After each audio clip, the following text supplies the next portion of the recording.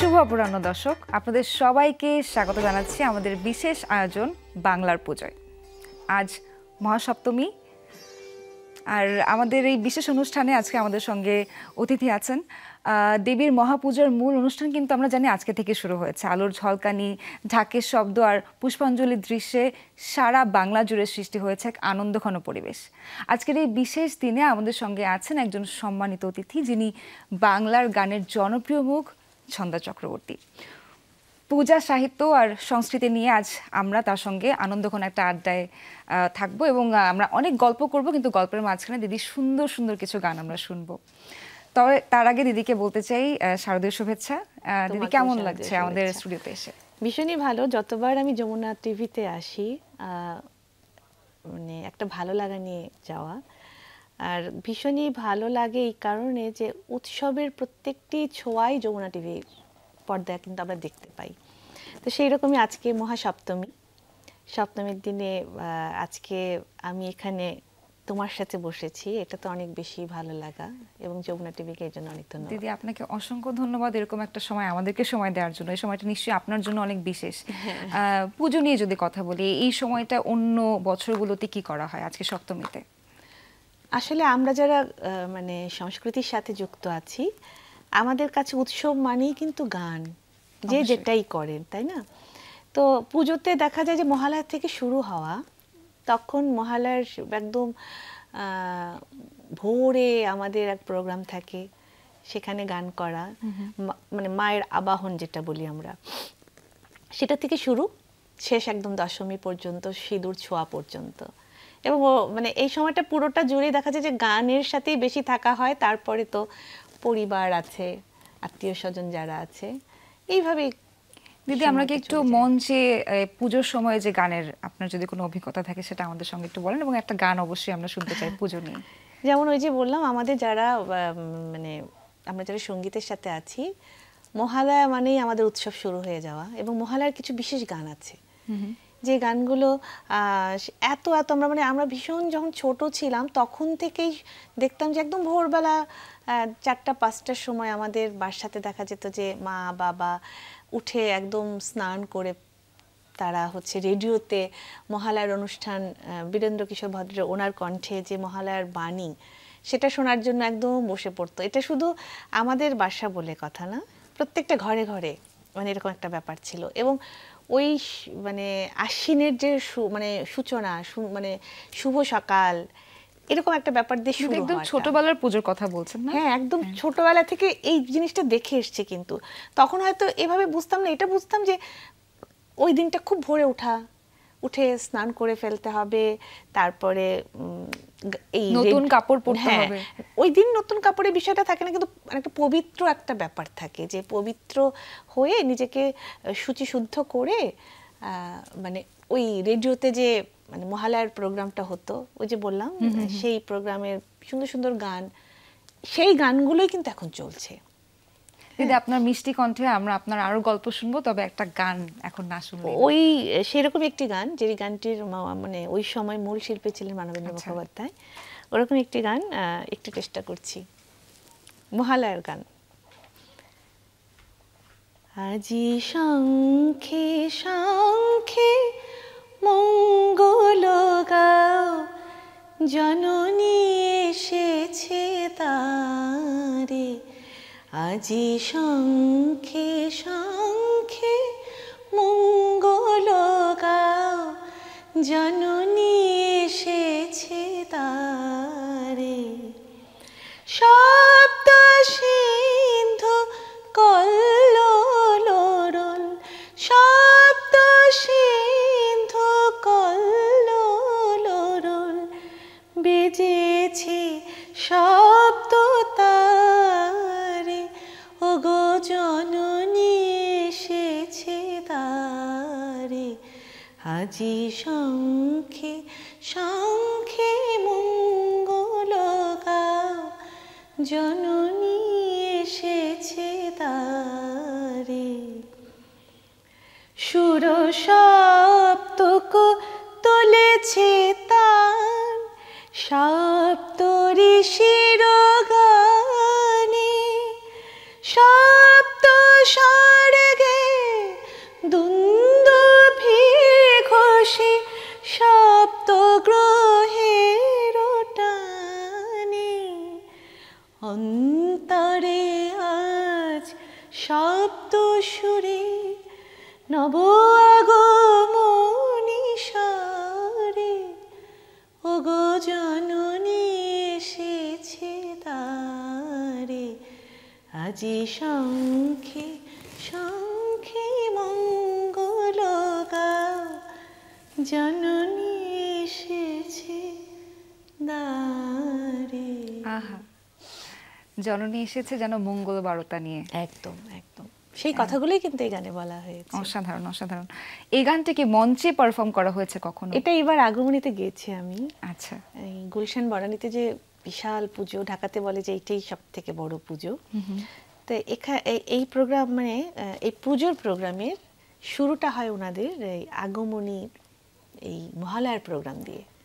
এটা কবে? সেটা গত 21 তারিখ হয়ে গেছে। আচ্ছা আচ্ছা, 21 তারিখ হয়ে গেছে। তো ওই দিন একদম ভোরের প্রোগ্রাম যেটা ছিল, মানে মহালয়ার প্রোগ্রাম, মাকে আগমন জানানো হয়েছিল, মানে আমি জানিয়েছিলাম এই গানটির মাধ্যমে। দিদি বনানীর কথা বলছেন, ঠিক এই মুহূর্তে বনানীর পূজা মণ্ডপে আমাদের একজন সহকর্মী আছে, তার সঙ্গে কথা বলে জেনে নেই যে এখন ভক্তরা কি করছেন, কিভাবে আরাধনা করছেন। আমাদের সহকর্মী তানজিম শাফিন আছেন আমাদের সঙ্গে। শাফিন, আপনি কি শুনতে পাচ্ছেন আমাকে? শাফিন, আপনার কাছে জানতে চাই এই মুহূর্তে কি আনুষ্ঠানিকতা হচ্ছে পূজার, আর ভক্তকুল যারা আছেন তারা কিভাবে উদযাপন করছেন, তারা কি করছেন এখন, ভিড় কেমন দেখছেন, সবটুকু জানাবেন। পঞ্চমীতে বোধন, ষষ্ঠীতে আমন্ত্রণ অধিবাস শেষে আজকে মহাসপ্তমীর সকাল থেকেই পূজা অর্চনা আনুষ্ঠানিকতা শুরু হয়। সকালে যেটা আমরা দেখেছি যে কলা বৌস্নান, পরবর্তী নবপুত্র প্রতিষ্ঠা এবং মহাস্নান শেষে আসলে দেবীর প্রাণ প্রতিষ্ঠার যেই ক্ষণ সেটি আসে এবং আজকে থেকেই মূলত মহাসপ্তমী থেকেই দেবীর যেই শক্তি তা স্বর্গলোক থেকে মর্তলোকে আসার পরেই মূল পূজার যে আনুষ্ঠানিকতা সেটি শুরু হয়েছে এবং এই সকালে মহাস্নান শেষে দেবীর প্রাণ প্রতিষ্ঠার পর থেকেই এখানে ভক্তরা পুষ্পাঞ্জলি দিয়ে দেবীর প্রতি শ্রদ্ধা নিবেদন এবং তাদের প্রার্থনাগুলো করতে শুরু করেন। এই মুহূর্তে আমরা যেটি দেখছি যে বিকেল গড়িয়ে গেছে, সন্ধ্যার অপেক্ষা সায়ংকালে আবারও আরতি হবে, তবে তার আগে এখানে কিছুক্ষণ আগে ঢাকিরা প্রবেশ করেছেন এবং তারা এই যে ঢাকের তালে পুরো মণ্ডপ এলাকাটি জমিয়ে তুলছেন। আমরা যেটি দেখছি যে আয়োজনে কোনো ধরনের ঘাটতি নেই। বনানী সার্বজনীন পূজা মণ্ডপে গুলশান, বনানী সহ ঢাকার বিভিন্ন এলাকা থেকে ভক্তরা আসেন এবং সাথে সাথে করে ভিন্ন ধর্মাবলম্বী যারা রয়েছেন তারাও কিন্তু এখানে আসেন আয়োজন এবং বিশেষ করে প্রতিমার যেই সাজসজ্জা রয়েছে তা দেখতে। আমরা একটু আপনাদেরকে দেখাতে চাই, আমরা একটু কয়েকজনের সাথে কথা বলতে চাই, তাদের যেই উদযাপন এবং তাদের যেই আজকের দিনটি কেমন কাটছে সেটি তুলে ধরবো এবং কী কী প্রার্থনা তারা করলেন দেবীর কাছে সেটি আমরা জানতে চাইবো। আমরা কয়েকজন ভক্তের কাছে আসলে চলে যাব। শুরুতে আপনার কাছে একটু জানতে চাই যে আজকে মহাসপ্তমী, আজকের সারাদিনের আনুষ্ঠানিকতা এবং তার সব কিছুর সাথে নিজেরা কিভাবে উদযাপন করবেন? প্রত্যেক সপ্তমীতে আমরা ফ্রেন্ডের প্ল্যান করি, সব সময় একই ড্রেস পরার জন্য পরে তারপর বের হই। আজকে রাত পর্যন্ত প্ল্যান আছে, সব মণ্ডপ ঘুরবো, ঘুরে টোরে তারপর কালকে অষ্টমীর অঞ্জলি নিব কালকের দিনের জন্য। আজকে সপ্তমীতে সব ফ্রেন্ডরা বের হয়েছি আমরা সবাই। আপনারা সবাই একই রঙের পোশাক পরে এসেছেন এবং খুব সুন্দর লাগছে দেখতে। জানাবেন যে আসলে এই যে পুজোর আগে কি আপনাদের এই পরিকল্পনা ছিল কিনা যে সবাই একই রকম ভাবে সেজে আসবেন এবং মণ্ডপে এসে আসলে দিনটি উদযাপন? আমরা আসলে ফ্রেন্ডরা গত 4-5 বছর ধরে আমরা পূজার একটা দিন সেম পরার ট্রাই করি, তো এই বছরও ব্যতিক্রম কিছু না। আমাদের পরিকল্পনা আগে থেকেই ছিল, কেনাকাটাও আগে থেকে হয়ে গেছে, তো আজকে আমরা প্ল্যান করে বের হয়েছি। চমৎকার উদযাপন। বন্ধুদের সাথে বলবেন যে কি প্রার্থনা করলেন আজকের দিনে? অবশ্যই সবাই যাতে ভালো থাকে, দেশের মানুষ, দেশ এবং সবাই যাতে আমরা ভালোভাবে দিন কাটাতে পারি এই প্রার্থনা করি। এবারের আয়োজন কেমন? জি সরি বুঝিনি। এবারের আয়োজন সার্বিকভাবে কেমন? আচ্ছা আচ্ছা, এবারের আয়োজন সার্বিকভাবে আমার কাছে মোটামুটি ভালোই লেগেছে। সব জায়গায় আমরা আজকে বের হয়েছি মানে বাইরে মহল্লা ঘোরার জন্য, তো কালকে হচ্ছে আমরা ঢাকেশ্বরী, রমনা, সিদ্ধেশ্বরী এইসব জায়গায় যাব। তো আজকে যেই কয়টা জায়গায় মানে ঘুরে দেখলাম মোটামুটি বেশ ভালোই লেগেছে আমার কাছে। চমৎকার। জানতে চাই যে অষ্টমী এবং নবমী দশমীর জন্য কি কি পরিকল্পনা আছে? আপাতত বান্ধবীদের সাথে বেরিয়েছে, সপ্তমী দিনটা কাটালাম, অষ্টমী নবমী ফ্যামিলি প্লাস বান্ধবী সবাইকে মিলেমিশে কাটাবো। আপাতত এটাই প্ল্যান এসে, দেখা যাক এখন ওয়েদার সিচুয়েশন কি বোঝ, এই হচ্ছে প্ল্যান। আপনাদের সবাইকে অনেক ধন্যবাদ আমাদের সঙ্গে যুক্ত হওয়ার জন্য। যেমন শুনছিলেন সোহার যে এখানে যারা আসছেন সবাই বন্ধুদের সাথে পরিবারের সাথে একটা চমৎকার সময় কাটাচ্ছেন, পাশাপাশি তারা প্রার্থনায় তুলে ধরছেন দেশ জাতি এবং সার্বিকভাবে মানুষের যে কল্যাণ সেটির প্রার্থনা তারা করছেন। তো সোহার এখনো পর্যন্ত এই আয়োজন চলছে, তবে সন্ধ্যা থেকেই আবারও আরতি দিতে শুরু করবেন ভক্তরা এবং তখন আবারও নতুন করে ঢাকের তাল এবং উলুধ্বনিতে এই মণ্ডপ ময়দান পুরোপুরি মুখরিত হয়ে উঠবে।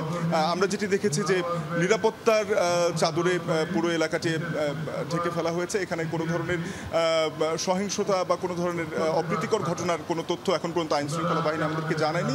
তারা যেটি বলছেন যে উৎসব মুখর পরিবেশে পূজা উদযাপিত হচ্ছে এবং শাফিন জানাচ্ছিলেন সবকিছু সুন্দর স্বাভাবিকভাবে উদযাপন হচ্ছে। ধন্যবাদ আপনাকে শাফিন। দিদি, আমরা তো দেখছিলাম যে পূজার মণ্ডপগুলোতে সবাই খুব উৎসাহ উদ্দীপনার সাথে আনন্দের সাথে উদযাপন করছেন।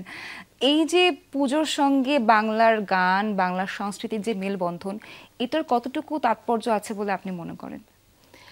আসলে পুজোর গান বলেই তো কিছু গান বের হতো সব সময়, তাই না? সেই ধারাবাহিকতা কিন্তু এখনো আছে, হয়তো মানে সংখ্যাটা কমে গেছে, কিন্তু আছে অনেকেই মানে পুজোর গান বের করছে। তখন হয়তো একটা ব্যাপার ছিল যে অডিও গানগুলো, এখন কিন্তু সেটা আবার শুধু অডিও হচ্ছে তা কিন্তু না, মানে মিউজিক ভিডিও মানুষকে দেখার সুযোগ করে দেওয়া, মানে ভিজুয়ালটা ওরকম করে করা। বিশেষ করে পুজোর সাথে তো কাশফুলের একটা ব্যাপার থাকে, তাই না? সেই রকম একটি জায়গায় শুট করা, হ্যাঁ, এরকম একটা ব্যাপার কিন্তু এখন চলে এসছে। তো এটা আসলে ভীষণই ভালো দিক। আরও নতুন নতুন অনেক গান হোক, পুজোর গান, মা দুর্গাকে নিয়ে গান। পাশাপাশি আমরা যখন মানে আমাদের ছোটবেলাতেও কিন্তু আমরা দেখেছি যে পুজোর সময় মানে মাইকে অনেক সুন্দর সুন্দর গান বাজতো, বলা হতো যে ওই বছর বের হয়েছে এই গানগুলো, এরকম একটি ব্যাপার। তো অসাধারণ সব সুন্দর সুন্দর গান মাইকে বাজতো। আমরা তো যেহেতু গান করতাম, তো কান পেতে থাকতাম যে কি গানগুলো বাজছে, হ্যাঁ, যে এই গানগুলো, হ্যাঁ এত সুন্দর। ওর মধ্যে তো হয়তো দু একটা গান ভীষণ মানে খুবই ভালো লাগার হয়ে যেত, যে ভালো লাগছে। মানে প্রত্যেক বছর পুজোর সময়ের জন্য অপেক্ষা করতেন যে কখন এই গানগুলো শুনবো। আর ওই সময় যেটা ছিল যে পুজোর গানের অ্যালবাম বের হতো। তো আমার যে গুরুজি ছিলেন, আমার এখনো মনে আছে যে উনি সেই গানগুলো ওপার বাংলা থেকে এনে, হ্যাঁ, মানে ক্যাসেটগুলো আনতেন, সংগ্রহ করতেন, করে সেইখান থেকে কিছু গান, যে গানগুলো খুব শুনতে ভালো লাগছে বা আমাদের জন্য বা আমার জন্য খুব ভালো গাইতে পারবো, এরকম কিছু গান সিলেক্ট করে সেই গানগুলো আবার শেখানোর একটা ব্যাপার ছিল এবং ওগুলো দেখা যেত যে আমরা গাইছি। হ্যাঁ, সেরকম একটা গান শুনি। সেরকম একটি গান, এর পুজোরই গান। এই গানটা সম্ভবত খুবই ছোট ছিলাম আমরা তখন, ওই সময় হৈমতী শুক্লাজির গাওয়া, দিদির গাওয়া। গানটির বিষয়টা এরকম যে সপ্তমী থেকে মানে ষষ্ঠী থেকে শুরু হওয়া একদম দশমী পর্যন্ত, মানে কিভাবে কিভাবে মায়ের বোধন হলো, কিভাবে সপ্তমী অষ্টমী নবমীর জন্য আলাদা আলাদা পার্ট করে গানটা করা। কিন্তু এটা কিন্তু পুজোর একটা সময় গানটা বের হয়েছিল, সম্ভবত এটা 90 দশকের ওই সময়কার পুজোতে বের হয়েছিল। কথা হচ্ছে রবীন্দ্র জৈন, সুরও হচ্ছে রবীন্দ্র জৈন। অসাধারণ সুন্দর একটি গান, একটু করি শুনে।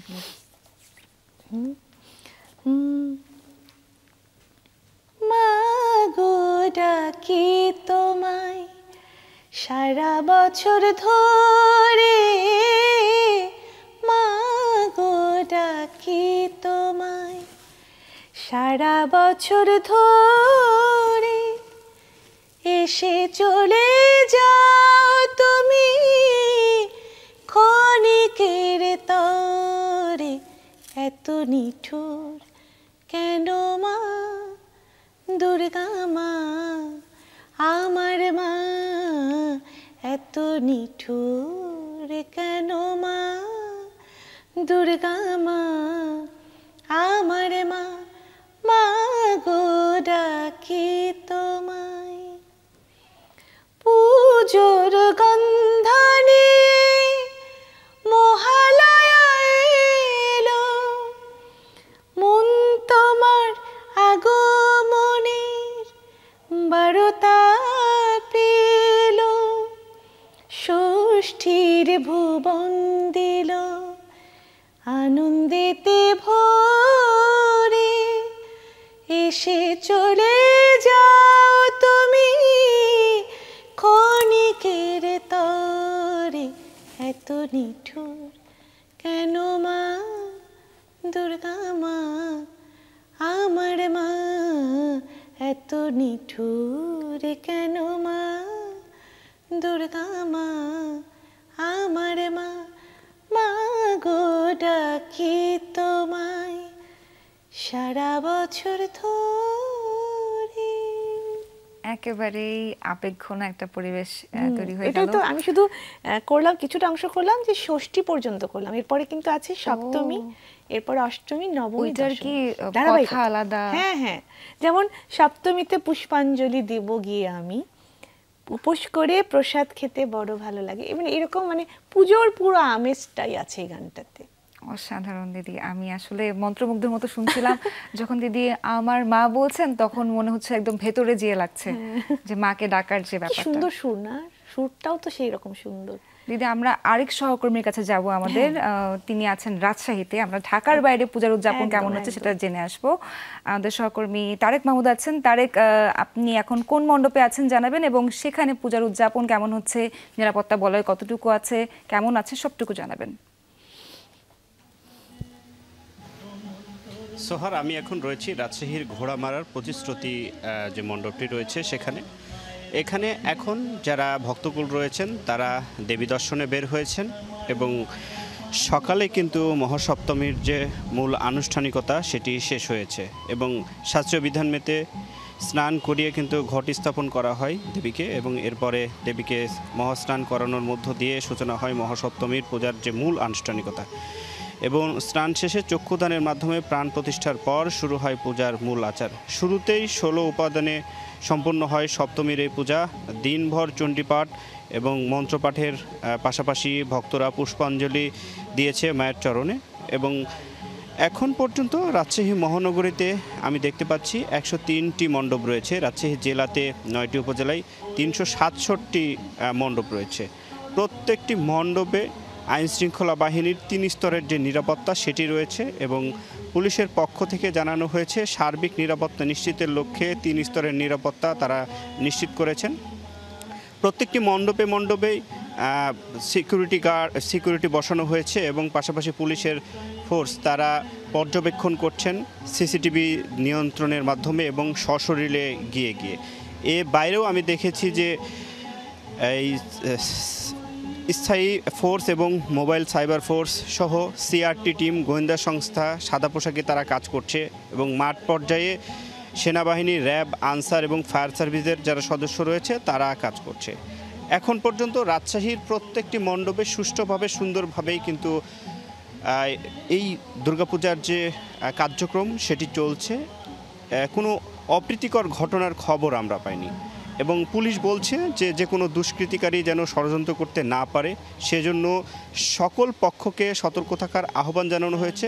কোথাও কোনো কিছু ঘটার সাথে সাথে পুলিশ বিষয়টি অবহিত করবেন, এবং পুলিশকে সহায়তা করার জন্য পুলিশ জানিয়েছে। সকাল থেকে মণ্ডপে মণ্ডপে চণ্ডী এবং মন্ত্রপাঠের মধ্যে পূজার যে মূল আনুষ্ঠানিকতা সেটি শুরু হয়েছে, এবং দেবী দর্শন, দেবীর পায়ে ভক্তদের অঞ্জলি, প্রসাদ এবং প্রসাদ গ্রহণের মাধ্যমে সপ্তমীর যে মূল আনুষ্ঠানিকতা সেটি চলছে। আমি যতটুকু দেখছি যে এখন দেবী দর্শনে বের হয়েছেন পরিবার পরিজন নিয়ে সকলে, এবং এই সন্ধ্যার পরে হয়তো আরও উপস্থিতি একটু বাড়বে, এবং রাজশাহীর যে মণ্ডপগুলো রয়েছে সেগুলো বিভিন্ন আঙ্গিকে সাজানো হয়েছে সৌন্দর্য, এবং প্রত্যেকটি পরিবারের মানুষজন এই যারা সনাতন ধর্মাবলম্বী রয়েছে তারা বের হয়েছেন। সন্ধ্যার পরে মানুষের উপস্থিতি, দেবী দর্শনের উপস্থিতি সেটি কিন্তু বাড়বে। সোহার, একেবারেই। তারেক, আপনাকে অনেক ধন্যবাদ। দিদি, ফিরে আসি আড্ডায়। আপনার কাছে অনেক কিছু জানতেও চাই, আবার আপনার গানও শুনতে চাই, সময় খুব কম। আরেকটা গান শোনার আগে দিদির কাছে একটু শুনতে চাই যে ছোটবেলায় আপনার কখন মনে হয়েছে আপনি নজরুল সঙ্গীত এতটা ভালোবাসেন, আপনার অনুপ্রেরণা কে ছিল, এবং একদম প্রাতিষ্ঠানিক আঙ্গিকে আপনি কখন থেকে শুরু করেছেন নজরুল সঙ্গীত শেখা? আসলে আমাদের বাসাতে মানে যখন থেকে মানে বুঝতে শেখা, আমার বাবা একটু একটু গান করতেন, আমার বড় বোন করতেন। তা আমার বাবার খুব বেশি ভালো লাগা ছিল ক্লাসিক্যাল মিউজিক এবং নজরুল। তো আমি যখন প্রথম আমি আসলে গান শেখা শুরু করি ক্লাস 6-7 এই সময়টা থেকে। আচ্ছা। আমার বড় বোন তো অনেক আগে থেকেই করতো, ওর সাথে আমার বয়সের ডিফারেন্সটা অনেক বেশি, 10 বছর। আচ্ছা। তো সেই জায়গা থেকে ও বেশ ভালো গাইতো, আমার বড় বোন।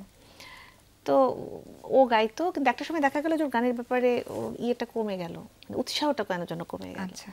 তো ওকে যে গুরু মানে মা গান শেখাতে আসতেন, তো তার মনে হলো যে হ্যাঁ সে মানে আমাকে শেখাবেন, মানে দিদির আগ্রহ বেশি। হ্যাঁ শেখাবেন, কারণ তার কেন যেন মনে হচ্ছিল যে আমি মানে একদম ছোট ছিলাম, তো আমাকে ধরলে প্রথম প্রাথমিক থেকে শুরু করলে একদম ধারাবাহিকভাবে করানো সহজ হবে। যাই হোক, সেইভাবে শুরুটা। তারপরে জাতীয় পুরস্কার আমি পেলাম, প্রথম জাতীয় পুরস্কার পেলাম জাতীয় শিশু থেকে, যেটা নতুন করে পুরস্কার। হ্যাঁ ওটা তো পেয়েছি, কিন্তু ওটা পেয়েছিলাম লালনে। তো আমার বাবা পুরস্কার দেখার পরে বলে যে তুমি লালনে পেয়েছো ঠিক আছে, কিন্তু এরকম একটা পুরস্কার তুমি যদি নজরুলে পাও তাহলে আমার বেশি ভালো লাগা কাজ করবে। মানে উনি ভীষণ নজরুল ভক্ত ছিলেন। এখন সেখান থেকে দিদির ভেতরে নজরুল, সেখান থেকে শুরু। এবং আমার প্রথম নজরুলের পুরস্কার হচ্ছে নতুন কুড়ি। হ্যাঁ ওটা থেকেই শুরুটা বলতে পারো, শুরুটা ওইভাবেই হওয়া। এবং সেই দিন বিচারক ছিলেন শ্রদ্ধেয় নিরুফার ইয়াসমিন, শ্রদ্ধেয় সুধীন কাকা, সোরাব চাচা, মানে সব সেই মানুষগুলো ছিল নজরুলের গানের বিচারক আমার। তো আমি যখন ফার্স্ট হলাম, আমার মাকে ডেকে বললো যে ওকে নজরুলটাই করান, অন্য কোনো গান না করি, নজরুল ক্লাসিক্যালটাই করান। যে মায়াটা এই গানে দিদির কণ্ঠে তারা পেয়েছেন, সেখান থেকে দিদি মঞ্চে ওই দিন যেদিন আপনি নতুন করে পুরস্কারটা পেয়েছিলেন, সেদিন যে গানটা গেয়েছেন যদি মনে থাকে সে গানটাই শুনবো। সেই গানটা ছিল মানে আমার নয়নে নয়ন রাখি। আহা, নিশ্চয়ই মানে সবার শোনা গান, শোনা গান। একটু করি না।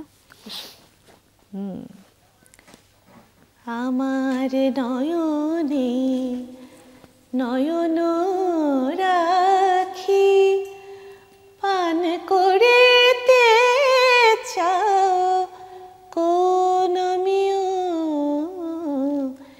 আছে আখিতে উষ্ণ আখি জল, মধুর সুধা নাই পরাণ প্রিয়, আমার নয়নে নয়ন রাখি। ওগো শিল্পী গলায় আমরে গড়িতে যাহ কোন মানস প্রতিমারে,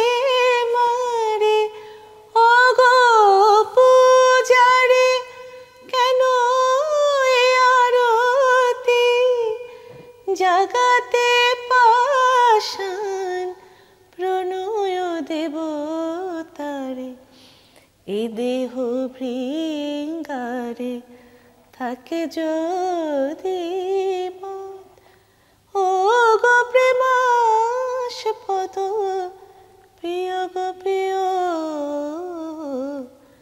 আমার নয়নে নয়ন রাখি। একদম হারিয়ে গেলাম মনে হচ্ছে।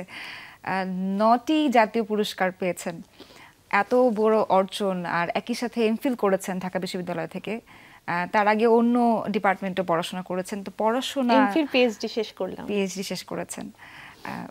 এত মানে উচ্চতর পড়াশোনা হচ্ছে অন্য ডিপার্টমেন্ট, একই সাথে গানের ক্ষেত্রেও সবকিছু মিলে কিভাবে সামলেছেন নাকি এত প্রেশার?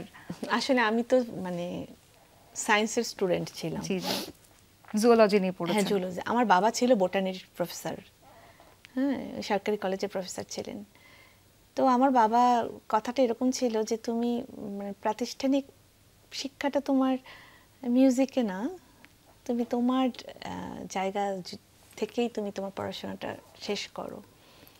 তারপরে যাই হোক, কিন্তু ওই যে গানের ব্যাপারটা তো রয়ে গিয়েছিল সারা সময়। এবং তাহলে আমরা বলতেই পারি যে যারা বলে যে পড়াশোনা করতে গেলে আসলে গান হয় না, এটা হয় না, অনেকের অনেক এক্সকিউজ থাকে। দিদি একটা এক্সাম্পল হতে পারে যে চাইলে সবটাই সম্ভব। হ্যাঁ এখানে হয় কি অনেক বেশি অধ্যবসায়ী হতে হয়। আমার যেটা আমি আমারটুকুন বলতে পারি, আর ধৈর্যটা খুব বেশি জরুরি। কারণ একবার সফলতা আসবে, একবার আসবে না। হ্যাঁ, যেমন হয় না কম্পিটিশনগুলোর ক্ষেত্রেই তো আমাদের হয়েছে যে একবার হয়তো আমি খুব ভালো করলাম, ফার্স্ট হয়ে গেলাম, একবার হয়তো দেখলাম কিছুই হয়নি। হ্যাঁ, এরকম করেও কিন্তু অনেকে হারিয়ে যায়, যে উৎসাহ বা পরিবারের যে ব্যাপারটা। আরেকটা হয় কি, আমার লেগে থাকার যেমন ব্যাপার আছে, ঠিক পরিবারের সাপোর্টটাও খুব জরুরি, যেটা আমার ক্ষেত্রে ছিল, বিয়ের আগেও ছিল, বিয়ের পরেও মানে এখন। তার মানে এই ফ্যামিলি সাপোর্টটা দিদিকে অনেক বেশি হেল্প করেছে টু গো থ্রু। দিদি, আর আমার গুরুজিদের আশীর্বাদটা ছিল মাথার উপর, এটা অনেক বড় বিষয়। আমার গুরুজি, আমি যখন ছোটবেলায় শিখতাম রতন অধিকারী গুরুজি, আর হচ্ছে তারপরে আমার নজরুলের গানের যতটুকুন আমি গাইতে পারি, যার জন্য গাইতে পারি, শ্রদ্ধেয় সুধীন দাস, তো তাদের আশীর্বাদ আমি মনে করি আমার মাথার উপর আজও আছে। যে এখন আমি এখানে বসে গাইছি বা যাই কথা বলছি, গান নিয়ে বলছি, তারা চেয়েছেন জন্যই, আর ঈশ্বর চেয়েছেন। যদি গুরুদের কথা বলছেন, এমন একটা কথা বলেন যেটা আপনি সব সময় ধারণ করেন তাদের কাছ থেকে শেখা কোনো একটা বিষয়। আমার গুরুজি, যেমন সুধীন কাকার কথাই বলি, একটা কথা সবসময় বলতেন যে সততার সাথে গান করবা, আর শর্টকাট কোনো ওয়ে না, রাস্তা না, যেটা যতটুকুন অর্জন যেভাবে করা যায় তোমাকে ঠিক সেভাবেই করতে হবে। তুমি মানে টিভিতে গাইবা, মানে মিডিয়াতে গাইবা, এটা না, তুমি ধ্যানী শিল্পী হও, নামী শিল্পী হওয়ার দরকার নেই, ধ্যানী শিল্পী হও। খুব চমৎকার কথা দিদি। এটা আসলে একটা মেসেজ হতে পারে তাদের জন্য যারা গান অনেক পছন্দ করে, কিন্তু হয়তো সেই প্রশিক্ষণটার দিকে তাদের হয়তো ওই ইয়াটা নাই, যে গুরুদের ভূমিকাটা না, প্রাতিষ্ঠানিক শিক্ষাটা কতটুকু জরুরি। হ্যাঁ, অনেকটা। কারণ আমার রতন অধিকারী স্যার যার কথা বললাম, আসলে তার কারণেই আমি, মানে আমার সুধীন কাকাও বলতেন যে কার কাছে শিখেছো তাকে একটু আমি দেখতে চাই। সেই আমার রতন অধিকারী স্যার গুরুজি, যে টাঙ্গাইলের ছিলেন, উনি আজকে পরলোক গমন করেছেন অনেক বছর, আমার সুধীন কাকাও চলে গেছেন। তো স্যার একটা কথা বলতেন, যে যেটা আমি এখনো খুব ধারণ করি, সেটা হচ্ছে যে কথা বুঝে গান করা, যে যেন তেন কোনো মানে শব্দের সাথে তুমি একত্রতা ঘোষণা করবা না, কারণ তোমাকে কথা বুঝে, কারণ কথাগুলোর সাথে যেন শালীন বিষয়টা থাকে। বা প্রেম মানেই অনেক কিছু, প্রকৃতি দিয়েও প্রেম হয়, হ্যাঁ, প্রকৃতির মাঝেও আমি তুমি দিয়ে অনেক কিছু করা যায়, কিন্তু মানে আছে না কিছু অশালীন কথা, এগুলোর সাথে কখনো কম্প্রোমাইজ করবা না। এবং নজরুলের গান করার এটা একটা কারণ। কিন্তু যদি নজরুলের গানের কথা বলছেন, নজরুলের গানে প্রেম, বিরহ, বিদ্রোহ সবকিছুই কিন্তু আছে। একদম। বিদ্রোহের একটা গান কি আমরা শুনতে পারি কিনা? বিদ্রোহের গান একটু করে করি, যেহেতু খুব বেশি করা হয় না এই গানগুলো। তো এটা তো কাজী, আমার আবার আমার এমফিলের বিষয় কিন্তু এইটাই ছিল, কাজী নজরুল ইসলামের সাম্যের কবি কাজী নজরুল ইসলাম, এরকম একটা বিষয় ছিল। তো সেরকম একটি গান করছি। এটা আসলে উদ্দীপিত করা, মানে প্রত্যেকটা ইন্সপিরেশন। শঙ্কা শূন্য লক্ষ্য কণ্ঠে বাজছে শঙ্খ, ওই পূর্ণ চিত্ত মৃত্যু তীর্থ পথেরও যাত্রী কই। শঙ্কা শূন্য লক্ষ্য কণ্ঠে বাজছে শঙ্খ, ওই পূর্ণ চিত্ত মৃত্যু তীর্থ পথেরও যাত্রী কই। আগে জাগে বাধাও ভয়, ভয়ে ভীত নয় হৃদয়। আগে জাগে বাধাও ভয়, ভয়ে ভীত নয় হৃদয়। জানি মোরা হবই হব জয়ী, জানি মোরা হবই হব জয়ী।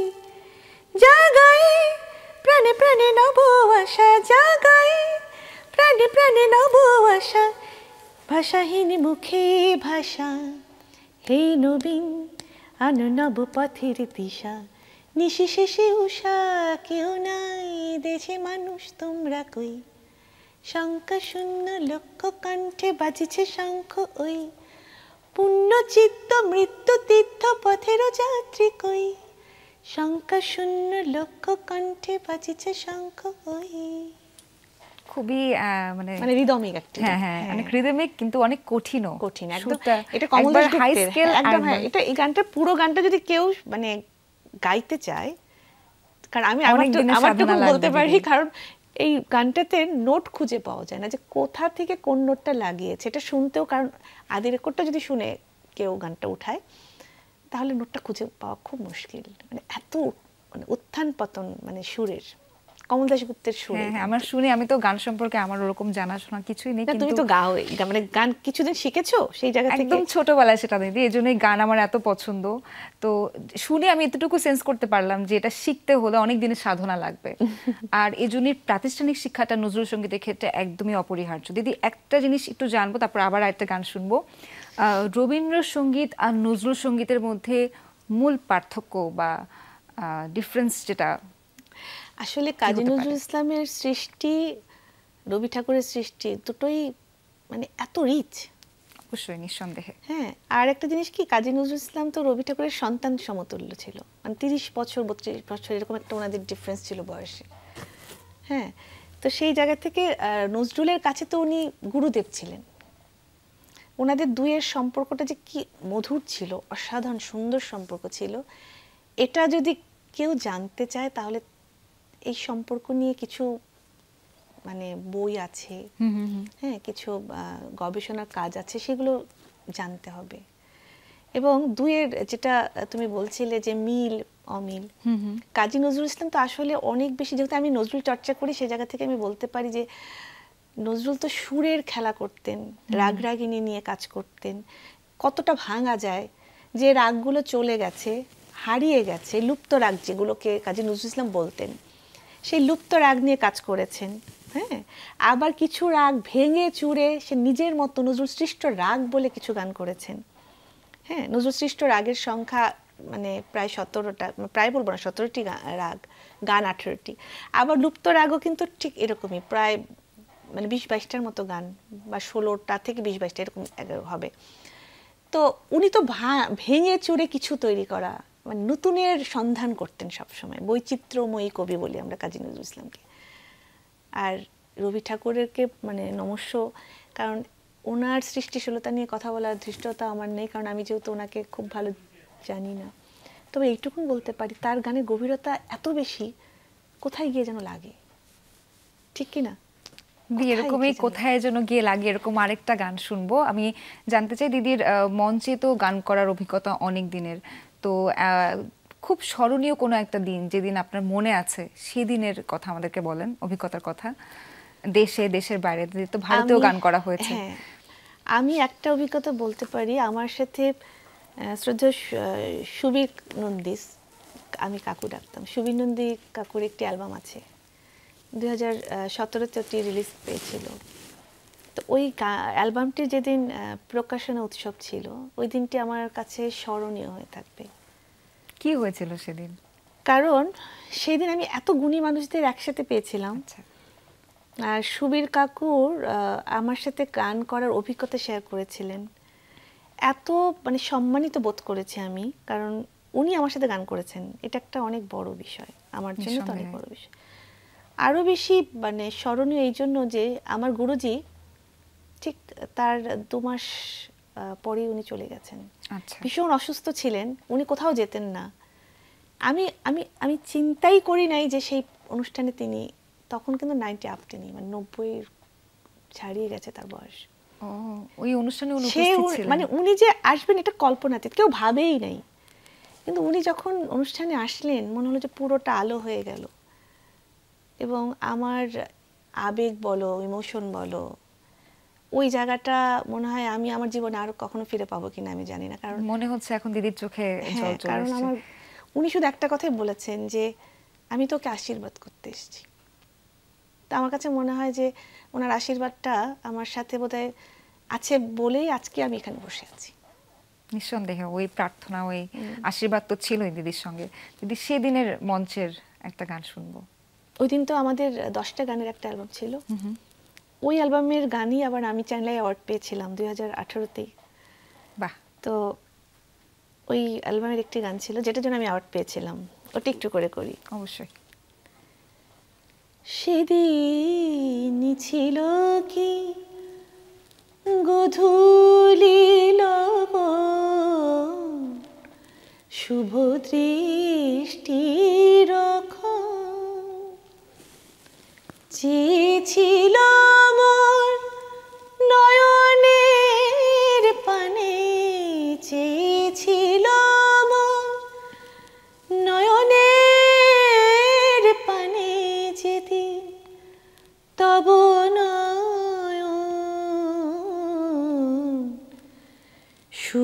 দৃষ্টির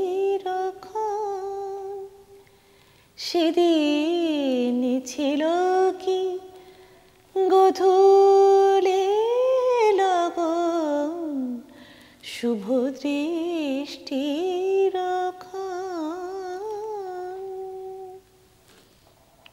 অসাধারণ একদম। মানে কি যে সৃষ্টি, মানে এই গানগুলো কম গাওয়া হয়, কিন্তু এই গানগুলোর মাঝে কি যেন একটা আছে। ওই যে বললাম রাগ রাগিনীর মেল বন্ধন নজরুলের গানে। দিদি আমাকে অনুষ্ঠান শুরুর আগে বলছিলেন যে শুধু মানে গান আপনি প্রফেশনালি গান করছেন এর জন্যই আপনি গান করেন না, আপনি নিজের মনের শান্তির জন্য নজরুল সঙ্গীত করে থাকেন। এটা হয় কি অনেক বছর করছি তো, আমি তো আসলে নিজে সমৃদ্ধ হচ্ছি, ওনাকে চর্চা করে আমি নিজে সমৃদ্ধ হচ্ছি। সেই জায়গা থেকে ওনার সাথে অনেক বছর আছি তো, ওনার সৃষ্টিশীলতার মাঝ থেকে আমার যেটা মনে হয় নিজেকে ভালো রাখা যায়, অনেকের মাঝে না থেকেও অনেকের মাঝে থাকা যায়। একদম গান শুনতে শুনতে আসলে আমি একদমই হারিয়ে গিয়েছি। দিদি যদি জানতে চাই যে এখনকার যে প্রজন্ম তারা যখন নজরুল সঙ্গীত শিখতে চাইবে বা তারা তো অনেক ধরনের জনরা আছে, এর মাঝখানে তারা নজরুল সঙ্গীত শিখতে চাইবে, অন্য জনরার মতো কিন্তু এই জনরা শেখাটা এতটা সহজ না। তো কিভাবে তারা যে কোনো বয়সে যে কোনোভাবে যদি তারা শিখতে চায় তাহলে সেই পথটা কিভাবে হতে পারে? যদি নজরুলের গানের শেখার জায়গাটা কিন্তু এখন অনেক বড়, কারণ এই ক্ষেত্রে নজরুল ইনস্টিটিউটের ভূমিকাটা অনেক বেশি। নজরুল ইনস্টিটিউটের ক্লাস মানে একদম ছোট থেকে একদম ডিপ্লোমা উচ্চতর পর্যন্ত ক্লাস দিদি তো শেখাচ্ছেন এখন। দিদি আমরা এই জায়গাতেই বড় পরিসরে জানবো, আমাদের এক সহকর্মী আছেন চট্টগ্রামে, তার সঙ্গে একটু কথা বলে আসি। চট্টগ্রামে আমাদের সহকর্মী আছেন শহীদুল সুমন আছেন আমাদের সঙ্গে। সুমন, চট্টগ্রামে আপনি কোন মণ্ডপে আছেন জানাবেন, সেখানে পূজার আয়োজন উদযাপন সব মিলিয়ে সার্বিক পরিস্থিতি কেমন সবটুকু জানাবেন।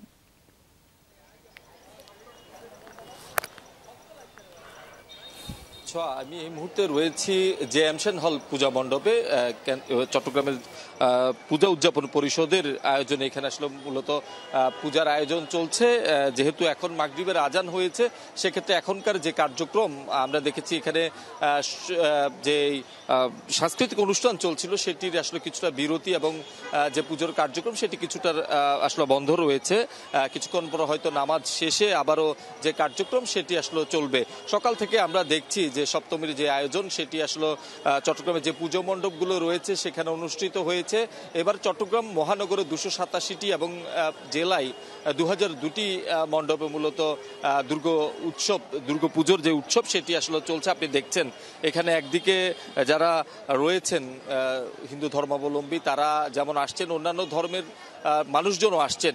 তারা এখানে এসে যে আমাদের অসাম্প্রদায়িক বাংলাদেশ সেটি আসলে যে উদযাপন সেটি আসলে আমরা দেখছি। এখন আমরা আবার দেখছি যে সাংস্কৃতিক অনুষ্ঠান সেটি শুরু হয়েছে এবং একই সাথে পাশের যে পুজো মণ্ডপ রয়েছে সেখানে কিন্তু আসলে ভক্তরা আসছেন, তারা দেবী দর্শন করছেন, প্রার্থনা করছেন, কোথাও কোথাও আরতি হচ্ছে, কোথাও নানা ধরনের প্রতিযোগিতা আমরা দেখছি, ঢাক ঢোলের প্রতিযোগিতা, উলুধ্বনি কিংবা শঙ্খধ্বনির যে আয়োজন সেটিও আসলে এক এক দিকে এক একভাবেই চলছে। সব মিলিয়ে আমরা দেখছি প্রত্যেকটি পুজো মণ্ডপে কিন্তু আসলে উৎসবের আমেজ বইছে। যেহেতু এটি হিন্দু ধর্মবোধের সবচেয়ে বড় ধর্মীয় উৎসব, সেক্ষেত্রে তারা তাদের মতো করে যেমন উদযাপন করছেন তেমনি অন্যান্য ধর্মের যারা রয়েছেন তারাও কিন্তু এসেছেন এবং তাদের বন্ধু বান্ধব কিংবা অন্যান্য যে পাড়া প্রতিবেশী রয়েছে তাদের সাথে এখানে এসে কিন্তু আসলে মিলিত হচ্ছেন। সব মিলিয়ে যে আমাদের অসাম্প্রদায়িক বাংলাদেশের যেই দীর্ঘদিন ধরে চলে আসছে সেটি কিন্তু আসলে আমরা দেখছি এখানে আসলে সেইটি চলছে। তো ছোঁয়া, আমার কাছে চট্টগ্রামের জেমসন হল থেকে এই ছিল সর্বশেষ। আপনাকে এবং স্টুডিওতে যিনি হিসাবে আছেন দুজনকে আমি আপনাকেও শারদীয় শুভেচ্ছা, অনেক অনেক ধন্যবাদ। ফিরে যাচ্ছি আড্ডায়। দিদি, আমরা তো পুরো অনুষ্ঠান জুড়ে আজকে বিদ্রোহের গান শুনলাম, একটা পুরো দস্তুর প্রেমের গান শুনতে চাই। কাজী নজরুল ইসলাম তো আসলে বিরহ প্রেমের মেল বন্ধনের অনেক সৃষ্টি মানে তার আছে, সেরকম একটি গান। এই গানটি অনেক জনপ্রিয় একটি গান, একটু করে করছে। আজকে বিরহের গানে নাই গেলাম, যেটা আনন্দ। জানি জানি প্রিয় এই জীবনে মিটিবে না স্বাদ স্বাদ, এই জীবনে মিটিবে না স্বাদ। আমি জলের কুমুদিনী ঝরিব জলে, তুমি দূর গগনে থাকি কাঁদিবে চাঁদ, এ জীবনে মিটিবে না স্বাদ। আমাদের মাঝে বধূ বিরহ বাতাস, চিরদিন ফেলে যাবে দীর্ঘশ্বাস। পাই না বুকে কভু পাই না বুকে, তবু মুখে মুখে চাঁদ কুমুদের নামে রটে অপবাদ, এ জীবনে মিটিবে না স্বাদ স্বাদ, এ জীবনে মিটিবে না স্বাদ।